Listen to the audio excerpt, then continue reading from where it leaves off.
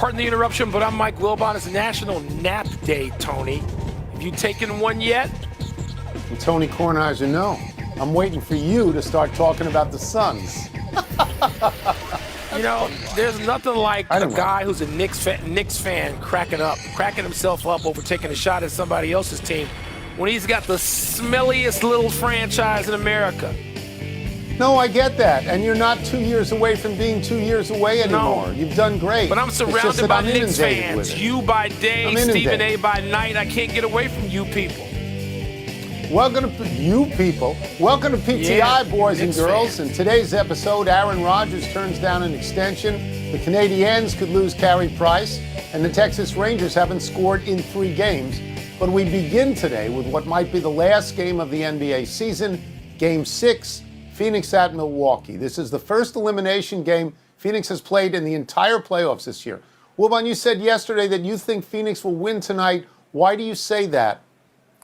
Well, Tony, several reasons. The Suns haven't lost 4 straight games all season, and I don't think they're going to start that tonight. I think it's really hard to beat a team 3 straight times, which is what the Milwaukee Bucks would need to do to win tonight. When you get in a playoff situation, I'm talking about 2 really good, evenly matched teams I'm talking about. So those are the first 2 reasons. And I think that Chris Paul, while hurting, and I don't know what the injury is or if he would even admit that he is, because he wouldn't talk about it even if he is. Most of us think that he is. He seemed to play his way into form. He did play his way into being Chris Paul in the fourth quarter. He's going to need to do that earlier if he can, physically. But I think he and Booker will play close to form. I don't know that Drew Holiday can have the kind of offensive game he had the other night with like 27 and 13 assists or something. He's a terrific player. He can play that way defensively. I don't see it happening again offensively against the Suns tonight. So I think, Tony, it was a 1-possession game. You only need a little bit to move. The previous game was essentially a 1-possession game. Giannis's blocked shot, his spectacular blocked shot. So you don't have to have much happen to get the reverse result, and I think that's going to happen.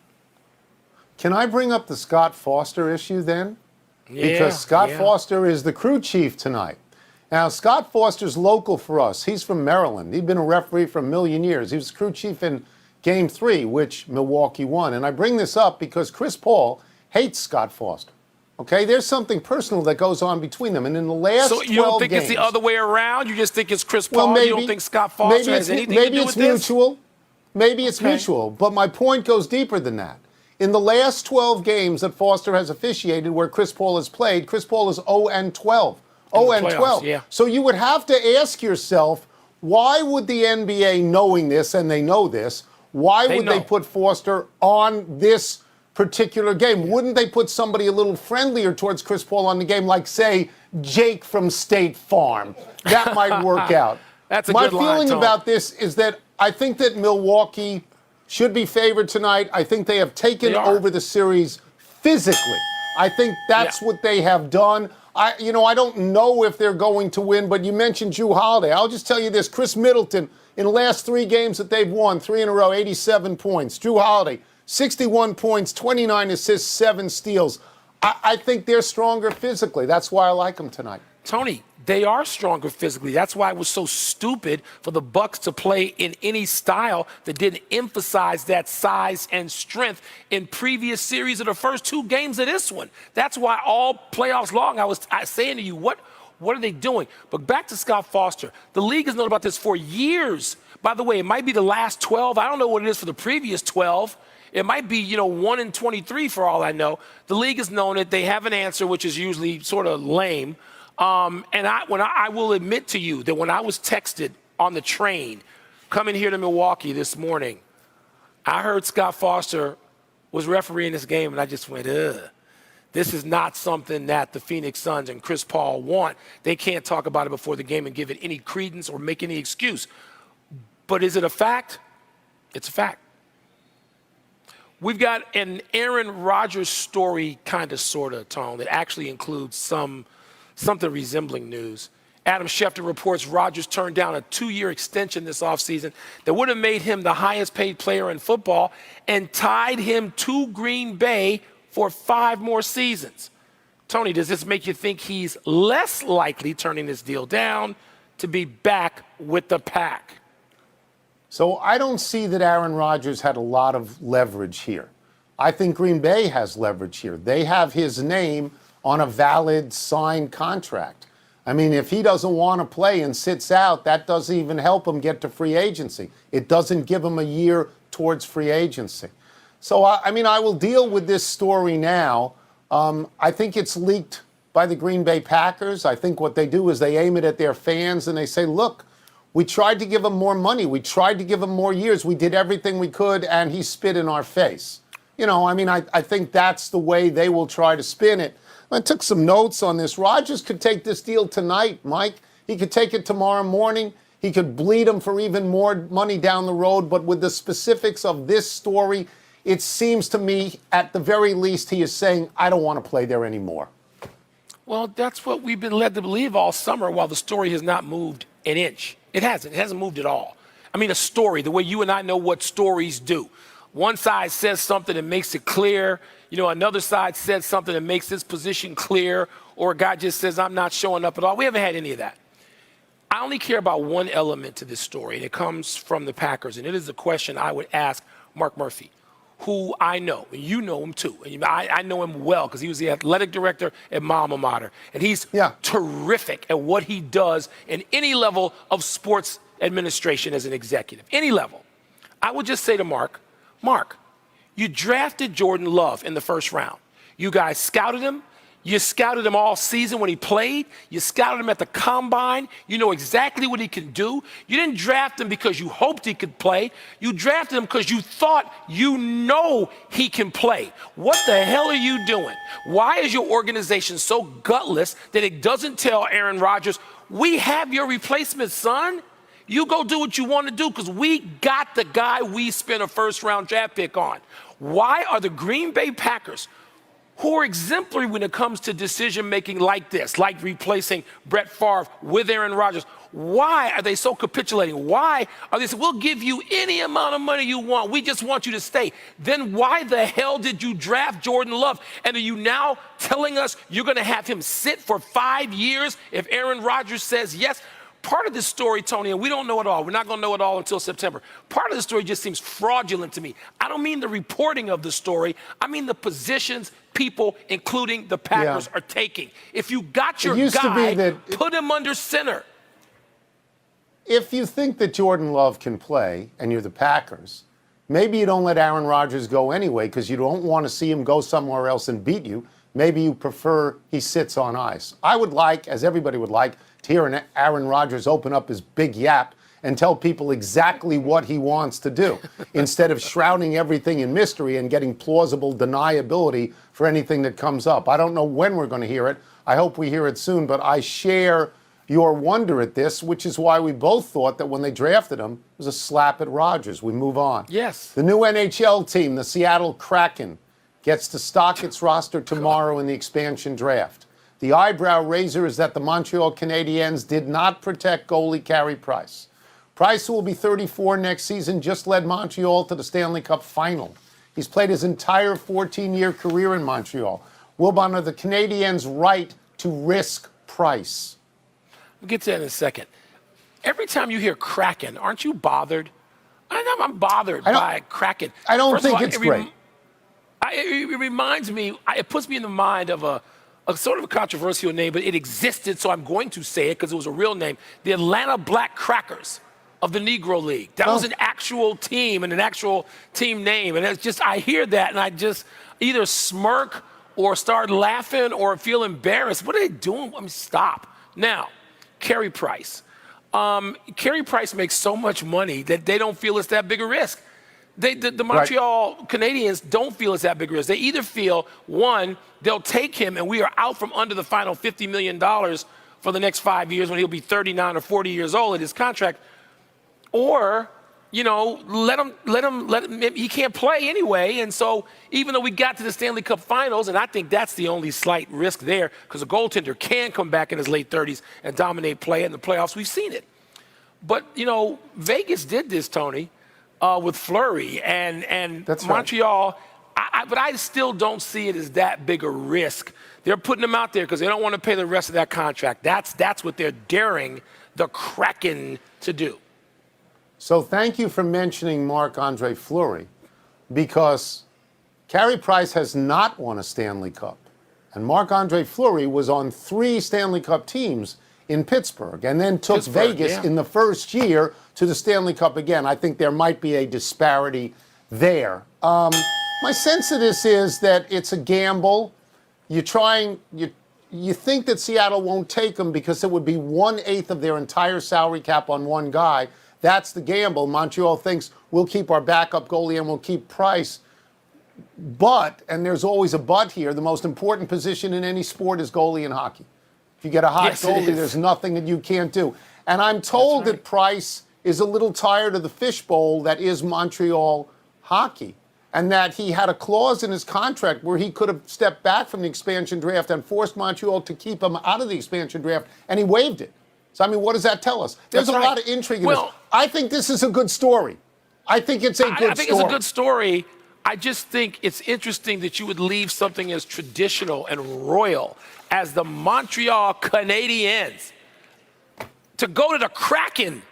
Now, Seattle is one of my favorite cities in anywhere, really, but certainly North America. You're going from one great city in North America to another, and maybe Carey Price says, okay, I can do that and not be in the fishbowl, because they're not even going to pay attention the first couple of years in Seattle to a hockey team. It's tremendous. It's tremendous what you just did. One of your favorite cities in North America. You went through an entire continent, and you started rating cities, and you left out 6 other continents. It's fabulous. Let's take a break. North America. Coming up, the Giants took the first of 4 against the Dodgers last night. Who would you rather see win the NL West?